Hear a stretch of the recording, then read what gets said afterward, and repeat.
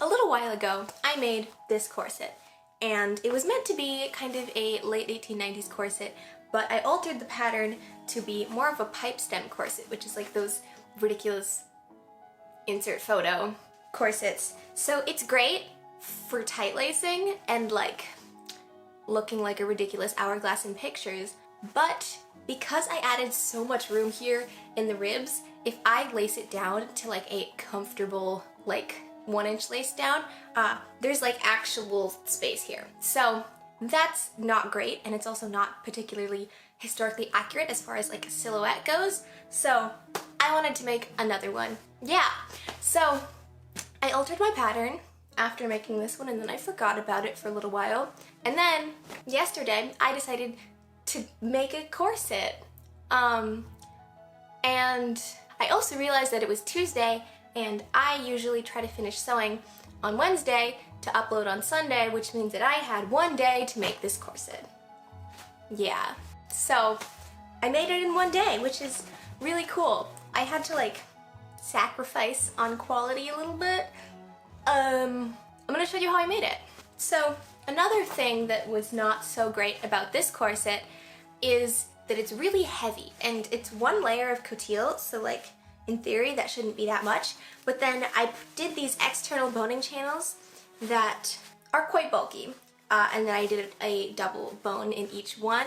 So overall this corset is actually kind of heavy and kind of bulky, and that's not great because it adds like an inch to my waist just in the bulk of the corset. So then I can lace down about 1.5 inches, but really I'm lacing down like more than that, like 2 or more inches, because of the bulk that's added back in with this corset. It's not super practical for actually like wearing in a historical costume. So with this one, I wanted to make it as lightweight as possible and as kind of low profile as possible in order to try to get something that would give me the right shape for a historical costume from kind of the mid to late Victorian era, but I wanted to do it with as little boning and as little fabric as possible. So this is actually a 2-layer corset, which logically sounds not correct because 2 layers should not be thinner than 1 layer, but this is 2 layers of much thinner, lighter weight fabrics than this. So this is 1 layer of silk taffeta, like a thin silk taffeta, and then 1 layer of a plain weave cotton. And because I did 2 layers, I didn't have to add extra material for the boning channels. I could just have them between the 2 layers. It was great. I didn't do any like thread marking or even mark the seam lines on all of my pieces because that takes time and I didn't have time. But also this corset pattern was not made super precisely, like it was altered from my original corset pattern. So I knew that it pretty much would be good, but I never made a mock-up, and I thought, well, why bother mark the seam lines if you don't actually know if the seam lines are correct? And that logic doesn't really hold because you want like your sides to be symmetrical, or at least to be exact. Also, my body may or may not be asymmetrical. I don't really know. I'm kind of confused. But yeah, this was made symmetrically, as in I cut all of the pattern pieces the same, but I didn't mark most of them. So who knows? But yeah, so I cut out all of my pattern pieces, 1 in silk taffeta and 1 in cotton, and then the construction method I did is I don't actually know what it's called. It's one of the methods that Morgan Donner talks about in her 3 ways to make a corset video, which I highly recommend watching if you are new to corsetry and trying to make your first corset that is somewhere in the Victorian to Edwardian kind of realm. She has very detailed explanations of the 3 basic ways of constructing a corset.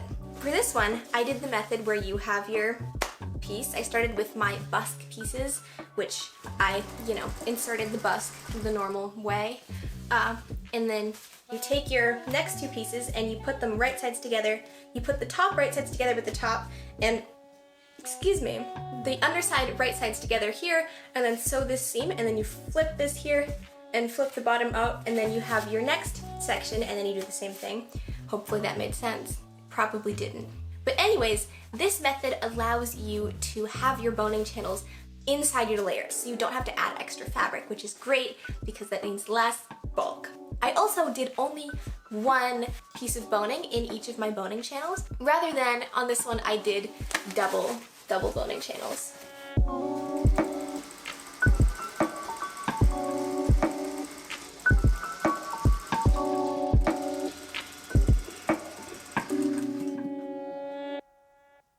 After doing my construction, I put in my boning pieces. I cut them not particularly precisely. Nothing about this project was really very precise. So I cut my boning and I rounded off the corners, I snipped them, and I sanded them or filed them with a little glass nail file. And then I added the binding on the top and bottom. So for binding, I'm using this really trash quality herringbone tape, twill tape. This stuff I used to bind a pair of stays once, which was a very poor idea because the weave is so loose that even my like rounded off, sanded off pieces of boning were like poking through the tape. I highly recommend not using this tape if you want to actually like structurally, I don't know, have any structural integrity to your twill tape. But because I was doing flossing, which is this little embroidered bit, there are various flossing patterns that you can do. These are just the ones that I did. It is a decorative and functional embroidery stitch that keeps your bones in place. So they are held at both ends so that there's no sliding around and the fabric can't like bunch up in the middle because it's held taut by the flossing. So because of that, my binding wasn't taking any actual strain from the bones, so I could afford to use my trash quality twill tape.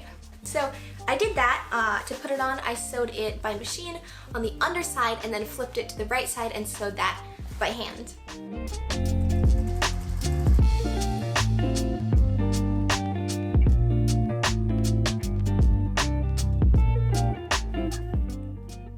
Okay, yeah, then there was flossing.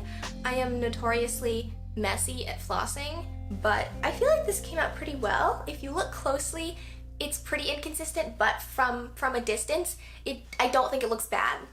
So, yeah.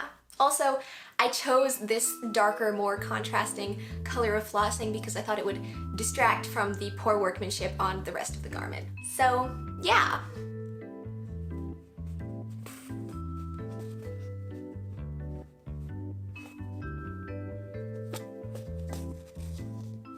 That was pretty much it. Honestly, I think this came out pretty well. Like, I think it is like the correct shape for most of the mid to late Victorian era. If I was going for more of a natural form era where they have a more slim silhouette all the way through the body, I might want a corset with a little bit less extreme shape that was more smoothing, and maybe with a spoon busk so that has a little bit of a belly curve, whereas this busk is straight. But yeah, I think for anything about 1860 to 1898, anything that has a skirt that has enough flare for the fit right over the hips to not matter too much, I think this is perfect. So it will serve my purposes. The whole being super lightweight thing, I think worked out really well. This is much lower profile than I think any other corset that I've ever tried on, which, to be fair, is mostly off-the-rack corsets and corsets that I've made. But yeah, this is really, really low profile, which I love.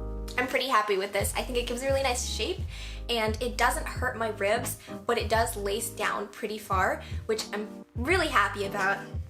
So yeah, that's my corset in a day.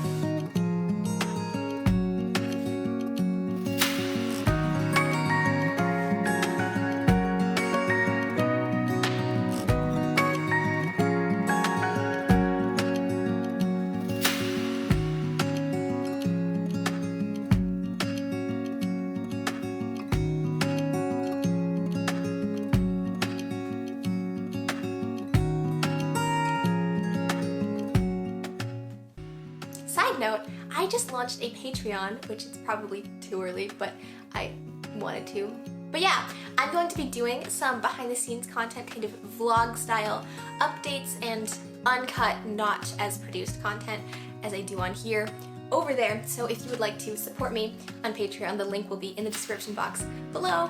No pressure, of course. I will still be here making this content for you for free. So yeah, just thought I'd put that out there. Thank you so much for watching, and if you like this video, then like this video down below, and I will see you again possibly in the future. Okay, bye!